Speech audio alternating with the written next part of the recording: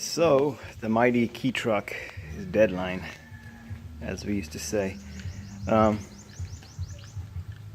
Bought this truck for about $2,000, and it's been great so far. I mean, I put in that California style lumber rack, tow bar, got the new wheels for it. But what happens with these trucks is they come from Japan in a box. A shipping container cut up because they failed the JCI in Japan, Japanese compulsory insurance. So that means they really can't be used on the roads anymore. So of course the Filipinos are enterprising people. They snatch them up, buy them for nothing, chop them up, number everything, put them in a box, bring them back to the Philippines, and separate all the numbers together and build them back up as cheaply as possible. And that's why having a good look at this truck now for the first time, because I just pretty much finished this, well, not me, I designed it but and built a lot of it, but the roofing and the concrete I got guys to help me with. But now that I have, I'm not working on sand, which is something that if you live on a beach you end up bitching about sand all the time. So we're not working on sand anymore, so I can get a good look. I've had this thing for about 6 months and I'm gone half the time, so this is my first opportunity to have a good look at it. And to be quite honest, I'm a little bit downhearted because I knew about the shocks. I mean, the shocks still work, of course, but that's code A here. That's good to go in the Philippines, but in the United States or anywhere else, it's junk. So I have to get some new shocks for it. Brakes are good. Running gear, drivetrain is fine. Stuff like that's fine. But if you look closely, you can kind of see the problems I'm dealing with right here. That's not really the worst one. The worst one's on the other side, and that's just the stuff that you can get to that they actually painted over, and sold it to me. And me, like an unsuspecting douchebag foreigner, didn't have a good poke around. I kind of understood. I thought I understood that this would have a lot of life left in it, but here's the problem. Look at that. Booyah, cancer. So I'm going to plate this as best I can, strengthen it. I've gotten in there and knocked all the scale out of it, and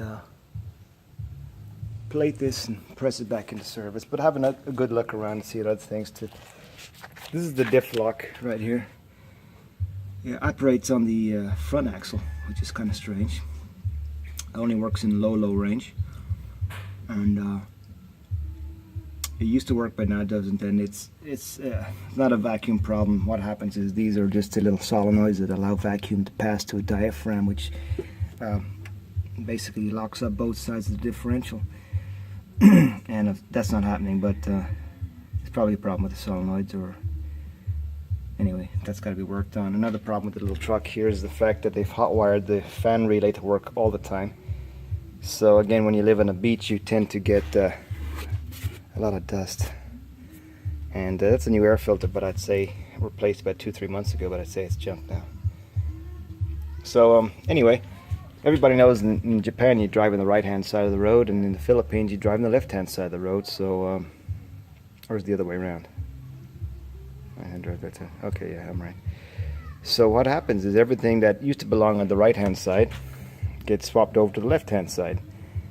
And I guess they can buy some of these things, these dashboards and stuff, but again, this is sold as a new old truck kind of thing, rehashed, reworked. And in the swap, a lot of stuff gets just twisted, wires twisted together, and just made to work, but not for very long. So yeah, what I'm doing here is obviously we do a lot of construction, and this thing has been invaluable for the construction work because of the fact that I can go anytime I want, and I load up the rack there with this stuff. That's my new kind of consolidated material supply point, if you will. So I can put anything I want, lumber, pipes, whatever, and then cement in the back. I've even had like a half load of gravel in the back of this thing, and it pulled it with no problem whatsoever. But and the crazy thing is, this is what amazes me. It's got a 660cc motor. It just blows my mind. 5 speeds, 6 speeds actually.